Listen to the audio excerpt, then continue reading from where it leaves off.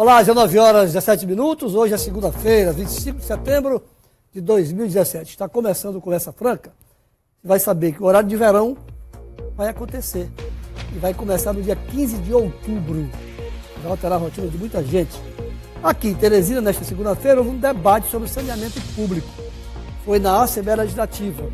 E aqui no estúdio, vou conversar francamente com o professor climatologista Ayrton Costa, da Universidade Estadual do Piauí.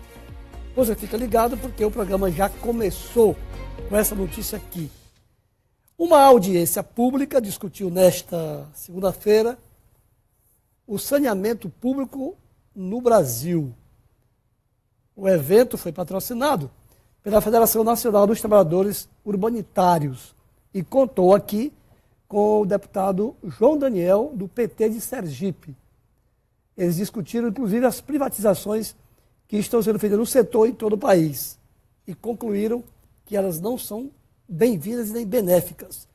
Sobre o assunto, eu conversei com o presidente do Sindicato da Indústria Urbanitária, do Piauí. Veja, Paulo Sampaio. Está tratando da questão da universalização do sistema básico, saneamento básico.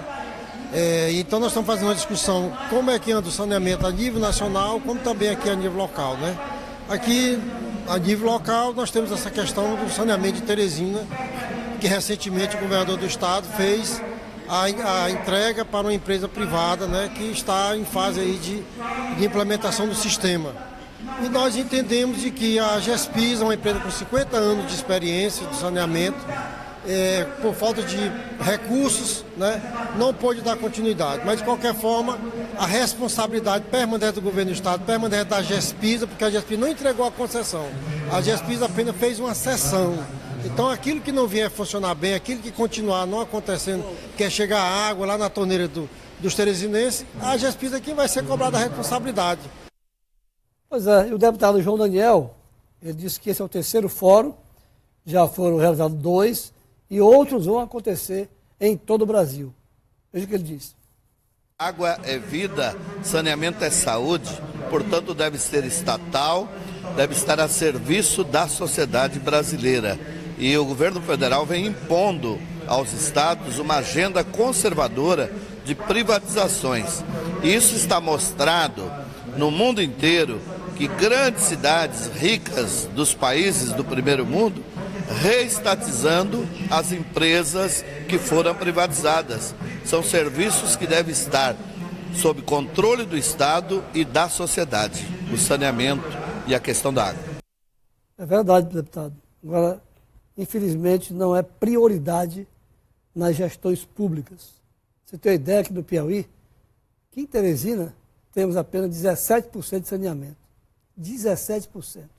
Para 800 mil pessoas. Quase 900 mil. 17%. Não avança. Não sei por quê. Ele disse muito bem, água é vida, saneamento é saúde.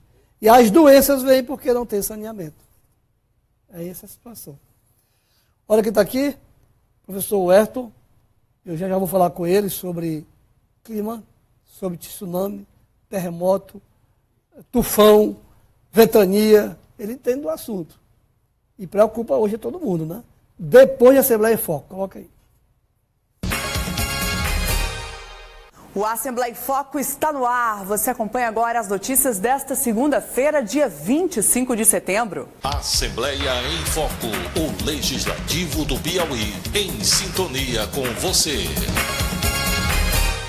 Tramita na Assembleia Legislativa o projeto de lei do deputado Marden Menezes, do PSDB, que pretende tornar obrigatória a presença de educador físico em escolas públicas e privadas do Estado. De acordo com a proposta, as aulas de educação física devem ser ministradas por um professor devidamente graduado e qualificado. Um profissional cada vez mais indispensável dentro das instituições de ensino. E não é de hoje que a atividade física faz toda a diferença no desenvolvimento escolar. O Willanis é professor há 5 anos e faz questão de acompanhar de perto essa evolução de cada aluno. Para os alunos do ensino fundamental, a gente trabalha mais questões de desenvolvimento motor, né? Atribuindo a eles um esporte e atividades lúdicas e recreativas, possibilitando para eles ser adultos mais ativos fisicamente. E um projeto de lei de autoria do deputado Marden Menezes torna exclusiva e obrigatória a presença do profissional de educação física em todos os níveis de ensino, desde a educação infantil ao ensino médio. É mais no sentido de preservar o desenvolvimento, a constituição física das nossas crianças e até o seu desenvolvimento psicossocial. Não é só a parte física, mas é a parte também psicológica. Então, é o profissional de educação física aquela pessoa que está habilitada, capacitada, qualificada a orientar e a ministrar as aulas de educação física. Então, o nosso projeto prevê essa garantia de que em todos os níveis de ensino, na rede pública e na rede privada também de ensino no estado do Piauí, que somente profissionais formados em educação física e devidamente habilitados possam ministrar aulas de educação física. Você acompanha agora as notícias direto do Parlamento Estadual. O deputado estadual Wilson Brandão, do PSB, está preocupado com a falta de água no município de Pedro II.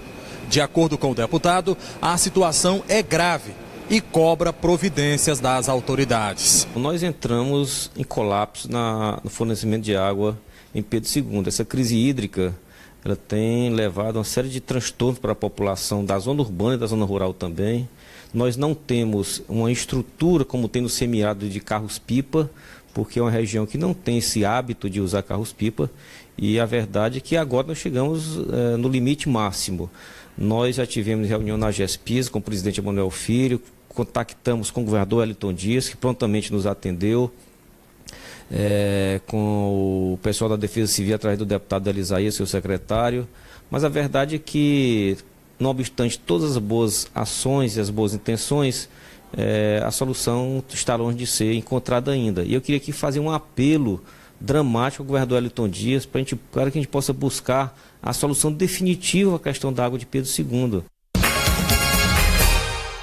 O deputado estadual João Madison Nogueira, do PMDB, fala da expectativa para a votação nesta terça-feira na Comissão de Constituição e Justiça da proposta do governo do estado de criação do Fundo Estadual de Participações. A expectativa é muito boa. Nós queremos aqui parabenizar o governador Wellington Dias e ao secretário de Fazenda, Rafael Fonteles, por ter mandado esse projeto para esta casa. Esse projeto não quer dizer que vai ser apenas da área da bacia leiteira. Não. Essa primeira empresa que vai se instalar aqui é na área da bacia leiteira, que vai se instalar na região de Piracuruca, São José do Divino. Mas não quer dizer que em outras áreas não podem ser feitos. Pode sim, e é importante. O governo é um indutor da economia desse estado. Então eu acho que a oposição entendeu.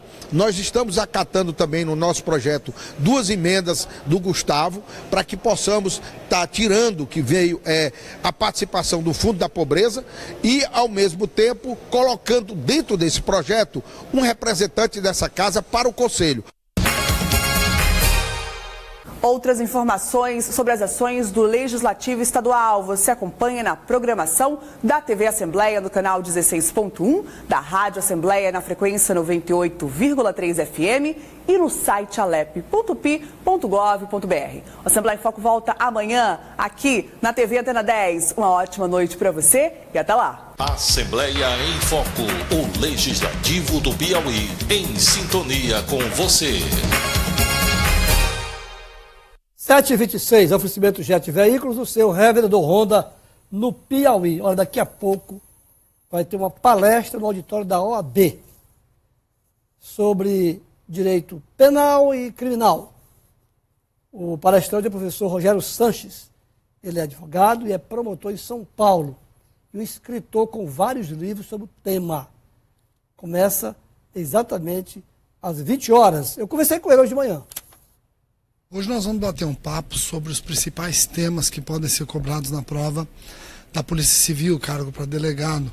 Então, vou discutir temas de direito penal, direito processual penal e principalmente a legislação extravagante que no Brasil é cada vez mais crescente e rica. Se tivesse alguma alteração nessa lei, o que você podia fazer? Não, eu acho que a legislação extravagante está mudando muito. Eles estão criando cada vez mais leis esparsas. Então, ao invés de você trabalhar com os crimes do Código Penal, o Brasil tem percebido a criação de leis específicas. Te dou exemplo. Lei de terrorismo, lei de tortura, lei dos crimes hediondos, estatuto da pessoa com deficiência, estatuto do idoso, lei dos crimes ambientais. Ao invés de colocar esses crimes no Código Penal, eles criam leis específicas trabalhando nesses crimes. E é muito bom que contribui para combater a bandidagem. Você tem medo de tsunami, terremoto, furacão, tufão, a ventania? Tem? Vamos entender por que isso acontece. Está aqui comigo o professor Ayrton Costa. Ele é professor de climatologia da Universidade Estadual do Piauí. Professor, boa noite. Boa noite, Pedro. As pessoas têm medo, né? É. Para ver falar de um tsunami, um terremoto lá na China, já fica aqui. Sentimento natural ainda diante do desconhecimento da magnitude dos fenômenos naturais. Professor, o Brasil está imune a isso? Não necessariamente imune na sua totalidade. O Brasil tem algumas especificidades. Pois não. Por exemplo, nós temos um corredor de tornados. Poucos brasileiros sabem, mas a região sul do Brasil, Paraná, Santa Catarina, em função das características do relevo da Cordilheira dos Andes e das serras gaúchas e catarinenses, é um corredor de tornados natural com muitas ocorrências registradas. Eu me lembro que em 2015 passou um tornado ali por Santa Catarina. Exatamente, devastou. Tem uma cidade que foi devastada. Exatamente. Né? São Sebastião, se não me engano. Isso. A cidade ficou devastada. O senhor lembra disso? Lembro, né? sim, desse fenômeno. Agora, não temos casos assim de terremotos grandes, né, professor? Não. A terra treme, mas... É uma característica também da localização do Brasil dentro de um contexto geológico maior, vamos dizer assim. Quando a gente pensa no planeta Terra, nesses fenômenos de grande magnitude, o planeta Terra ele tem um dinamismo, ele tem uma vida, sofre um processo constante de renovação. Desde a formação do planeta, há bilhões de anos, há um resfriamento das camadas superiores para inferior. Então a gente pode dizer que o planeta Terra no seu interior ele é quente, ele encontra-se num estado semilíquido viscoso, e a parte que nós moramos, onde nós vivemos, construímos, plantamos, que é chamada de crosta terrestre, ela se encontra toda falhada, fissurada. E essa parte ela sofre a influência da porção inferior e daí os movimentos que provocam os tremores de terra. A gente lá no ginásio aprende sobre pirosfera, estratosfera. Exatamente. Esperar debaixo do fogo é assim? Isso, porque é um processo de resfriamento natural. A formação do planeta com gases e matéria incandescente de temperaturas altíssimas de milhares de graus. E esse resfriamento foi dando origem ao nosso planeta, as condições de atmosfera, as condições de solo, as condições geológicas e geomorfológicas, de formas, de relevo. Então, de tal modo que a presença de um sismo, de um abalo sísmico, de um terremoto, representa o dinamismo e, vamos dizer assim, o movimento da própria renovação do planeta. Seja a formação de montanhas, seja a formação de vulcões, seja a renovação do fundo dos oceanos. Então, é um processo natural de renovação do planeta. E onde entram as placas tectônicas? Onde entram isso? Exatamente. A crosta terrestre, que é a porção em que nós habitamos, seja ela no fundo dos oceanos ou sobre os continentes, o assoalho dos continentes, ela é toda formada por grandes blocos, os blocos litosféricos ou placas tectônicas. Essas placas, assim vamos dizer assim, do ponto de vista do senso comum, elas estão meio que flutuando sobre uma camada inferior chamada de manto, que encontra-se numa temperatura mais elevada e num estado físico, vamos dizer assim, pastoso.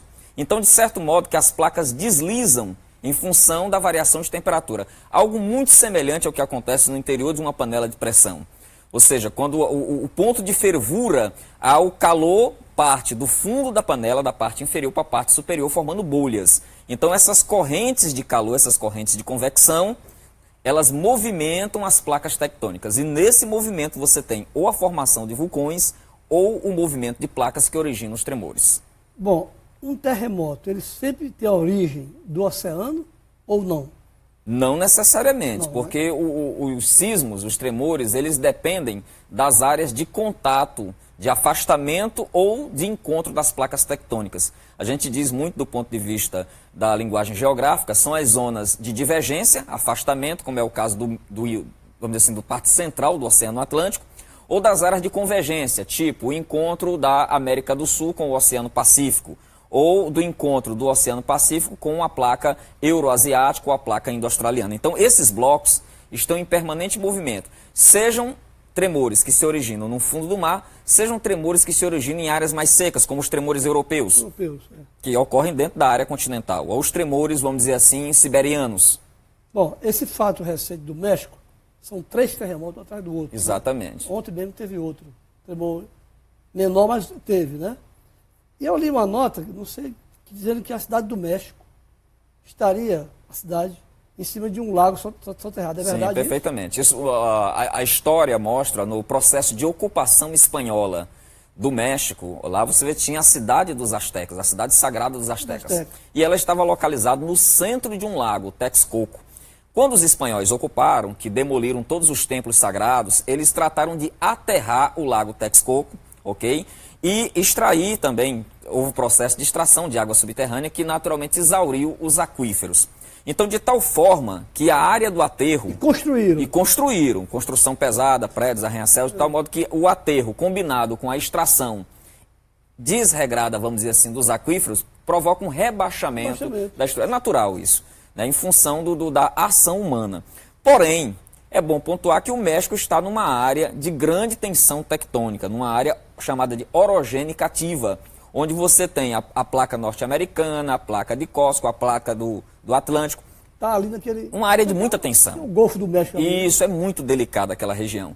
Então, de tal modo que existe um serviço sismológico americano que monitora aquela região do Golfo do México, também o mexicano.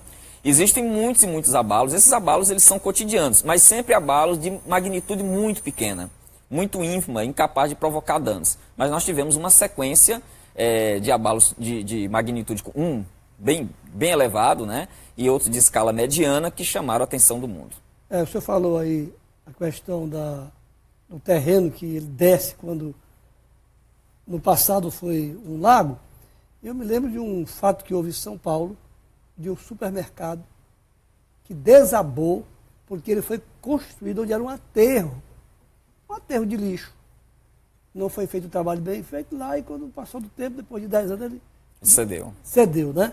Professor, por que não é possível detectar antes um terremoto, um tsunami? Muito bem. Diferente... A ciência não conseguiu ainda. Ainda não. A ciência ainda não desenvolveu os instrumentos eficazes para criar um modelo previsional, como, por exemplo, nós temos modelos previsionais de furacões. E chuva. E chuva.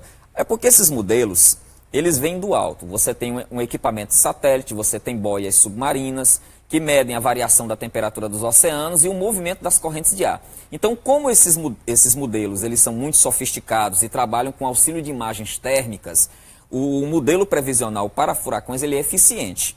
Calcula-se, inclusive, a trajetória do vórtice até o local em que ele vai fazer o landfall, o contato com o continente.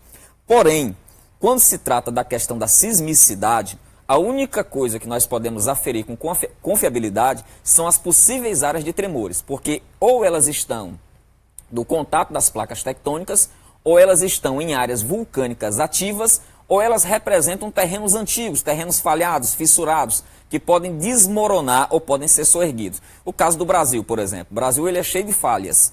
Um terreno muito antigo, ele tem muitas fissuras, e essas fissuras...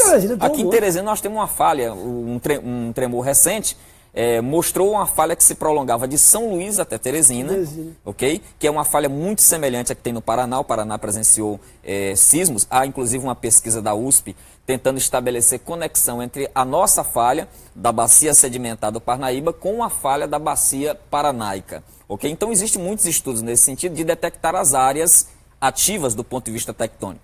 Mas os modelos de previsão, eles não conseguem estabelecer um nexo, causar um nexo lógico que permita dizer, em tantos dias teremos um sismo. A data não prevê. A data não prevê. Existem ainda tentativas, elas não são nem sempre muito exitosas, de estabelecer o nexo causal entre pequenos abalos e um possível abalo maior, como se houvesse um crescente de abalos. Mas isso ainda não é conta exata. Teresina está em cima de uma caverna, sabia? Sabia disso? Teresina está em cima de uma caverna. Que é com lá que você vai fazer a construção, se tiver cuidado. Professor. Tivemos aqui aquele caso ali da rua... Lembro perfeitamente. A rua Barroso? Não, Firmino Pires, né?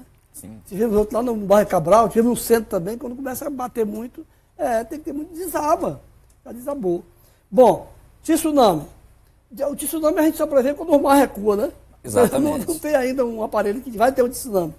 Bem, o tsunami ele é reflexo de um sismo, de um tremor de terra, mas que ele ocorre em alto mar, o sismo no oceano. O mar recua? A questão é, a onda é um processo oscilatório em que, para existir uma onda, há um tênue recuo da linha costeira, né, do mar. Ou seja, o observador na praia vai observar um recuo muito rápido da lâmina d'água oceânica. E aí é um sinal de que há algo errado na dinâmica do movimento da onda. Que a onda ela é provocada pelo vento, ok? Diferente da maré, que é a atração gravitacional do Sol e da Lua. E é um movimento muito oscilatório e muito regular. Quando essa regularidade do tamanho da onda que quebra, ela começa a mudar bruscamente, como um recuo avançado, é sinal de atenção, de alerta, que as pessoas têm que se deslocar. Eu lembro que aquele tsunami no Natal de 2006, não foi? Sim, terrível. Lá na Ásia. Na Ásia. E teve um filme depois, fizeram um filme. E lá no filme, eu lembro que tem uma garota que ela vê o mar recuar. E ela começa a gritar, né? Correndo, avisando todo mundo. E poucas pessoas se deram conta do chamado dela, né? Aí vem um tsunami. Por isso que eu perguntei ao senhor. Exatamente. Com relação a isso aí. Bom, e o Brasil? Ele está livre de tsunami? Bem, nós não estamos completamente livres porque nós temos áreas vulcânicas no centro, vamos dizer assim, do Atlântico, bem próximas ali do arquipélago das Canárias, ali da costa africana, mas o nível, vamos dizer assim, a quantidade de energia liberada para um sismo naquela área tem que ser muito intenso para que nós tenhamos alguma oscilação que possa provocar dano na área costeira do Nordeste. Mas a probabilidade é mínima em função do tipo de atividade orogênica que nós temos nessas ilhas vulcânicas. Interessante. Os terremotos são mais frequentes no Japão, né? Que a terra treme toda hora lá. E lá eles se prepararam, né? Sim, uma sociedade avançada. Tecnologia. Isso. E o México que não faz isso, né? Tá aí. Aí nós vamos ter o elemento socioeconômico. As sociedades tecnologicamente mais avançadas investem em estudos sismológicos e principalmente na atividade de defesa civil, treinamento de suas populações. É difícil, são preparados para isso, né? Exatamente. Você tem todo um investimento na engenharia.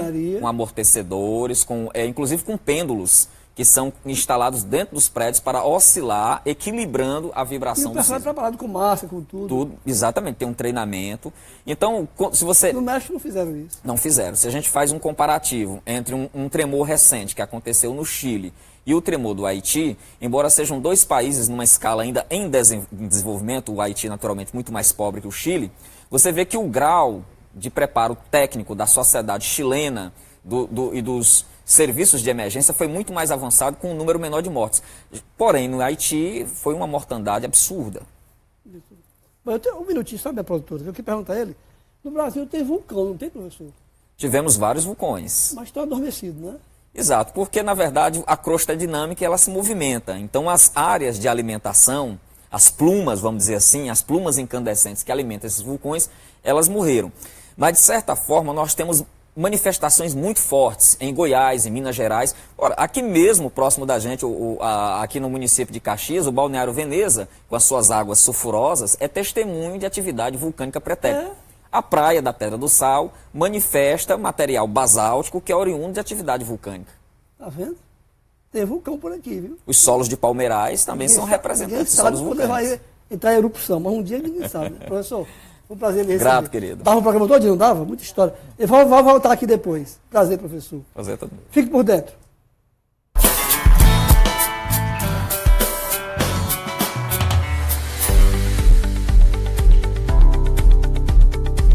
Nos municípios do litoral do Piauí, o governo do estado intensificou os investimentos em obras de mobilidade urbana.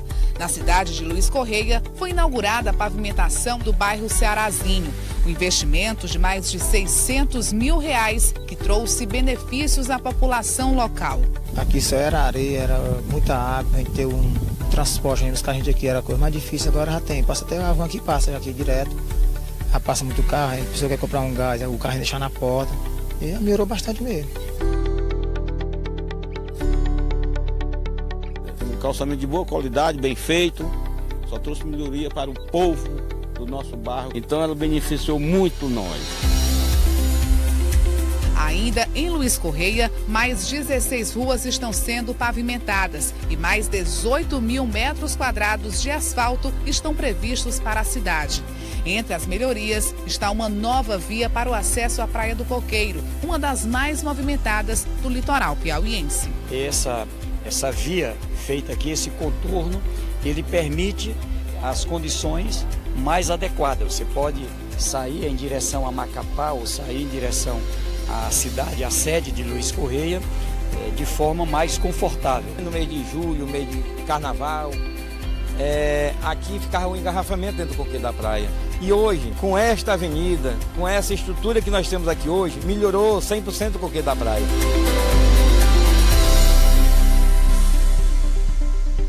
No município de Ilha Grande, o governador Wellington Dias também entregou 5 mil metros quadrados em pavimentação poliédrica de ruas e avenidas da cidade. Agora a gente já tem um calçamento, até o escoamento da água melhorou também, não fica poças d'água das pais tinham que fazia aqui, nivelaram a rua, então ficou totalmente 100% melhor. Para dar continuidade às obras de mobilidade, o Wellington Dias assinou a ordem de serviços de 4,5 milhões que serão investidos na duplicação da principal via de acesso às praias piauienses. O alargamento da sede de Luiz Correia, ali na altura da colônia do Iapepe, em direção ao povoado Coqueiro. Então nós vamos fazer a duplicação e com isso vai melhorar. E o objetivo é garantir que quem mora em Luiz Correia, em Cajueiro da Praia, em Parnaíba, em Ilha Grande, possa ter conforto. E, é claro, dar sempre a quem nos visita uma condição de maior qualidade de vida.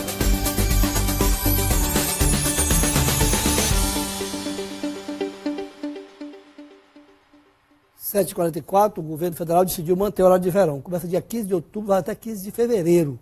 Aqui no Norte e Nordeste não tem, mas altera a vida da gente com relação a avião, banco e programas de televisão. Vamos encerrar do bolso. Notícia do bolso. Oferecimento Grupo Educacional SEB. Ensino de verdade, resultados para a vida. Levantamento feito pelo Núcleo de Estudo da Violência da USP São Paulo revelou que em uma semana morreram no Brasil 1.195 pessoas por morte violenta. Isto do dia 21 a 27 de agosto. E o Piauí entrou nessa estatística. Naquela data, foram 12 mortes no Piauí violentas por homicídio e latrocínio. Um fórum vai discutir o assunto e tirar um documento a ser entregue às autoridades. Repito, em uma semana, 1.195 mortes violentas no Brasil.